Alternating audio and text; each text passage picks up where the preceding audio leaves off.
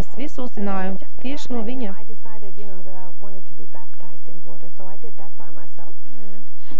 Bet līdz tam, kamēr es viņu sastapu, es nolēmu, ka man ir jāpieņem ūdenskristība, un es to izdarīju. Bet mans vīrs mani pieveda, ka es tiku kristīta ar garu. Un mēs tad apprecējamies, un tā ritēja mūsu dzīve. Pēc tam 1986. gadā iznāca mans pirmais albums.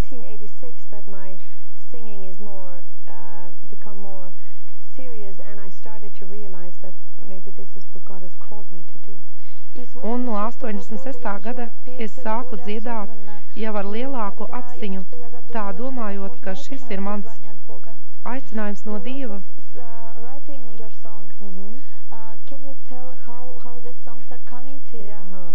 Jūs tāpat rakstat savas dziesmas, vai jūs varētu pastāstīt, kā tas notiek, kā dziesma atnāk pie jums?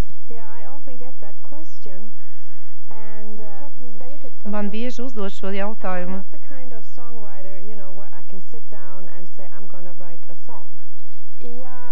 Es nevaru vienkārši apsēsties ar tādu mērķi, lai rakstītu dziesmu. Es to nevaru tā.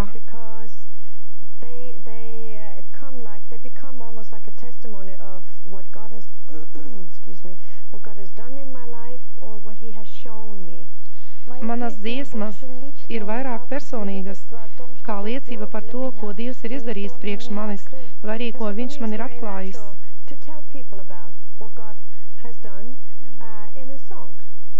Un priekš manis tas ir it kā dabīgi stāstīt cilvēkiem, ko Dievs darījis, tāpat pastāstīt caur dziesmu.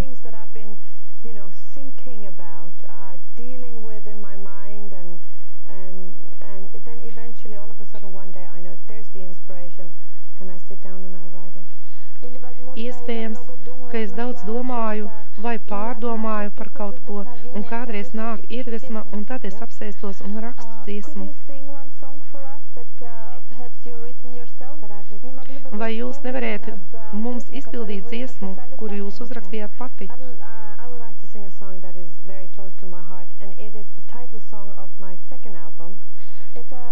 Dziesmu, kuru es gribu nodziedāt tūlīt, tā būs no mana otrā albuma, kuru es uzrakstīju pati.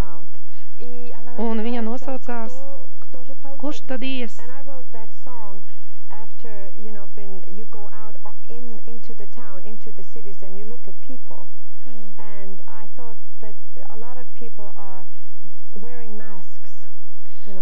Parasti, kad jūs iebraucat kādā pilsētā, pilsētas centrā, jūs skatāties uz cilvēkiem, un vai jums neliekās, ka daudzi nesā maskas?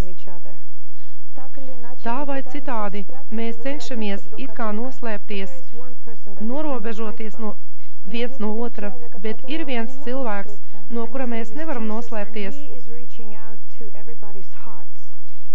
Viņu sauc Jēzus, un viņš skatās taisni cilvēka sirdī.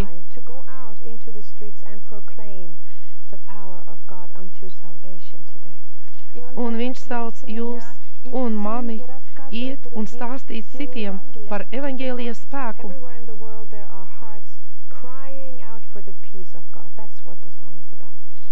Tāpēc, ka visā pasaulē ļaudis visādi cenšas iegūt un augst pēc Dieva miera, un par to lūk mana dziesma. Varbūt kādreiz es šo dziesmu nodziedāšu arī Latvijā, bet tūlīt jūs dzirdēsiet dziesmu Inga Lilvājuma izpildījumā. Kurš tad ies?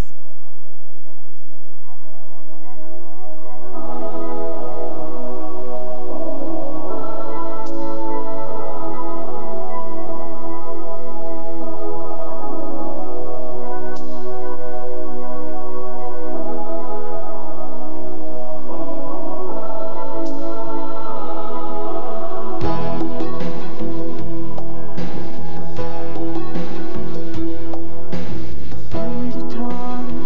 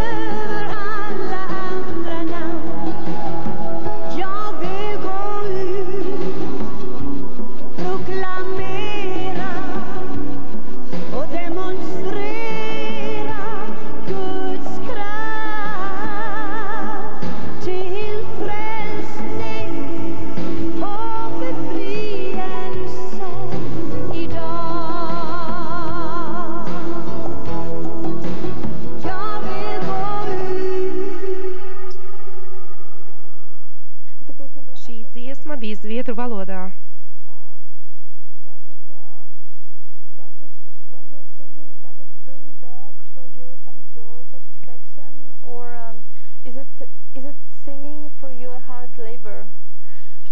Vai dziedāšana priekš jums ir smags darbs, vai tā atnes mierinājumu un prieku?